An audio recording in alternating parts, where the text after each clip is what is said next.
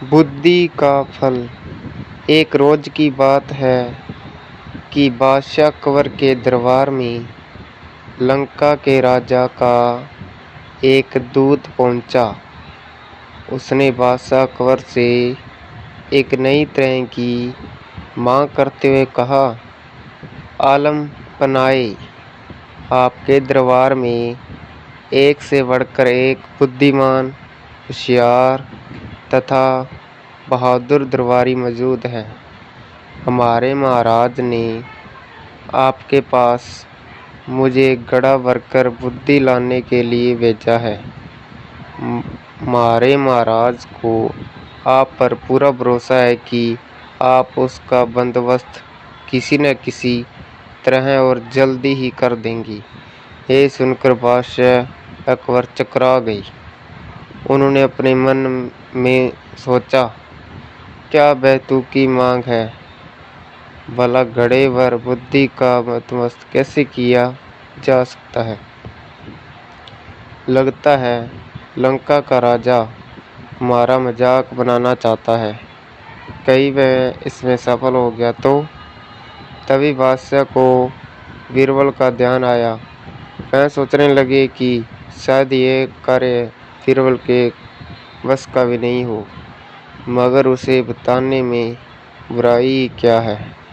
जब बीरबल को बादशाह के बुलवाने का कारण ज्ञात हुआ तो वह मुस्कुराते हुए कहने लगे, आलम पनाहे, चिंता की कोई बात नहीं, बुद्धि की व्यवस्था हो जाएगी, लेकिन इसमें कुछ हफ्ते का वक्त लग सकता है।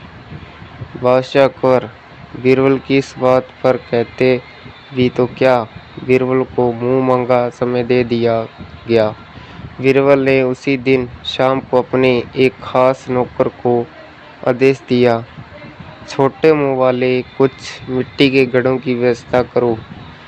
नौकर ने फौरन बीरबल की आज्ञा का पालन किया।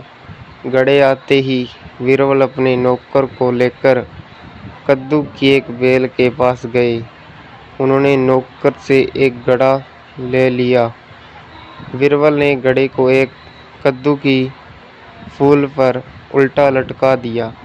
इसके बाद उन्होंने सेवक को आदेश दिया कि बाकी सारे घड़ों को भी इसी तरह कद्दू के फूल पर उल्टा रख दें।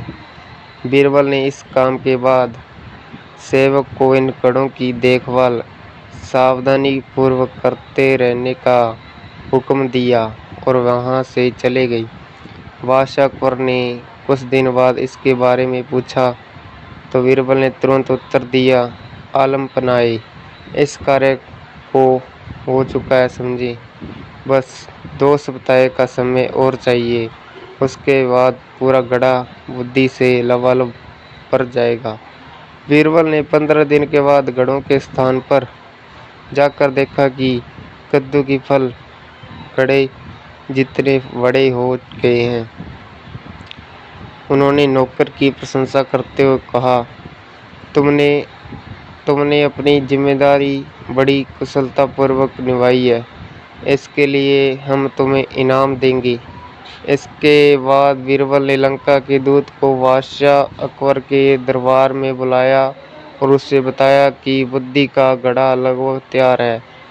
और बीरबल ने तुरंत ताली बजाई। ताली की आवाज़ सुनकर बीरबल का सेवक एक बड़ी थाली में घड़ा लिए हुए बड़ी शान से दरबार में हाजिर हुआ। बीरबल ने घड़ा उठाया और उसे लंका के दूत के हाथ में सौंपते हुए कहा, लीजिए श्रीमान, आप इसे अपने महाराज को भेंट कर दीजिए, लेकिन एक बात अवश्य ध्यान रखिएगा कि खाली होने पर हमारा ये कीमती बर्तन हमें जैसा का तैसा वापस मिल जाना चाहिए। इसमें रखा बुद्धि का फल तभी प्रभावशील होगा जब तक इस बर्तन को कोई नुकसान न पहुंचे। इस पर दूत ने कहा, हजूर, क्या मैं भी इस बुद्धि के फल को देख सकता हूँ? हाँ हाँ जरूर, बीरबल ने गर्दन हिलाते हुए कहा। घड़े देखकर परेशान होते हुए दूत ने मन ही मन सोचा, हमारी भी मती मारी गई, भला हमें भी क्या सूझी। बीरबल का कोई जवाब नहीं है। भला ऐसी बात मैंने सोची कैसी।